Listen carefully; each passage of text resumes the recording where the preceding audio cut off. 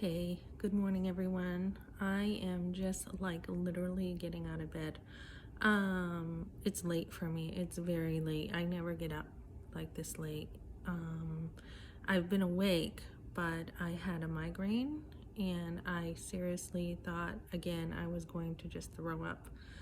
Um, Something I want to talk about is taking women's cycles seriously. Migraines really have a way of slowing me down, and it's not like migraines usually on their own. They're usually, with my cycle. Like I know what's going on now. My body chemistry just changes. Like yesterday, I could not stop eating, and I never am like that. I except this time of the month. It's like my body is craving like so many nutrients because when I have my period, I'm like really have a full feeling like I'm not that hungry and I eat like a bird. But when, my period cycles come and it's so hard to stay on top of it. I mean, I have journaled my diets. I have journaled my activity. I journal like my sleep patterns. I mean, I really work at it. I will take Advil, but I probably need to take like extra strength Tylenol or something. Advil works if I catch it quick enough, but many times I don't. So last night I was watching a movie with my kids and it was a really good movie, and I even want to journal some of the stuff that I was watching about. And I am a doer.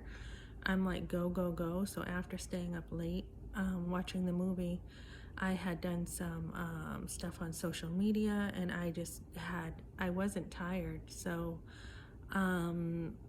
what I did do was I was kind of feeling the migraine coming on, like my sleep I have to prevent migraines. But I thought that threshold where the migraine was coming would be okay. And I woke up this morning and my head was pounding, and I know that because of my cycle, like ovulation is coming now. And that is, and also I had night sweats like really bad last night. I turned down the heat and I was still like really sweaty, and being an older woman, that comes too with the territory. So we really need to take this in, our cycles seriously. And I wanted to talk about how Anna Bay had just on International Women's Day talked about how tired and worn out she was, and it's something that we have to accept as women. And this really affects us too, I think, with our work schedules. I mean, it didn't me really as much years ago. Having kids at first didn't really affect my cycles, but I did notice later on my cycles were really getting affected, and the migraines, like with the noise level, any kind of light. And that's really hard when you have kids, to try to just go in your room and get some quietness. So the cycles really slow me down, and as Anna Bay was saying, we need to take this seriously. And I was really glad to hear something like this on Women's Day, because many times we can grow up thinking, just push yourself, act like a, and I'm not saying women cannot work hard, but many times we are taught to act like a guy. We are taught to stay in your game, keep up with men, and just be able to pull your weight. And many times we can, and I'm not comparing men and women because we're made very differently. Sometimes we do things a lot better than men. Sometimes we can be even smarter than men. But they're in some areas, and I don't mean to put men down when I say that. I just think men can learn a lot from us. But I do think there is like, the way they're made, they don't have to deal with this stuff. They just don't. They are pretty consistent. They don't have this cycle to deal with, and that's something that I appreciate in men, that they can work, and their consistency seems pretty strong, where mine is sometimes up and down, depending on my schedule is up and down depending on how I'm feeling.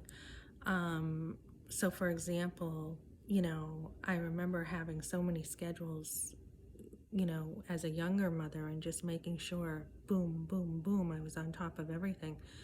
But now as I'm older, I can't, first of all, there's more self-care when you get older.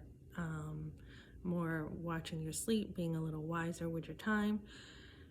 But as I'm seeing this, it really has slowed me down. Like this morning's schedule is just boom, right out the door. So if I would have been working today at all, any kind of job, I would have just been a call-in. So that's really hard for a woman too, to stay on your finances when your cycles really wear you out. And that's why, like, I tend to need stuff with flexibility. I've done a lot of cleaning jobs, and the flexibility has been great to wait until nighttime so that I can take care of myself during the day and take my Advil or whatever. So, what do you do with this? There's a problem here, and I like to try to solve problems in life. So, what do you do? And I think a lot of times you're better off not fighting it. You really need to just let yourself be beautifully broken. Just let it come into your life. And this is something that comes into my life, and it can be so frustrating because I can't do what I want to do. I mean, I have, like, my mind is racing, like, oh, I want to do this and I want to go here and here and here. And I have always been pretty independent and a go-getter.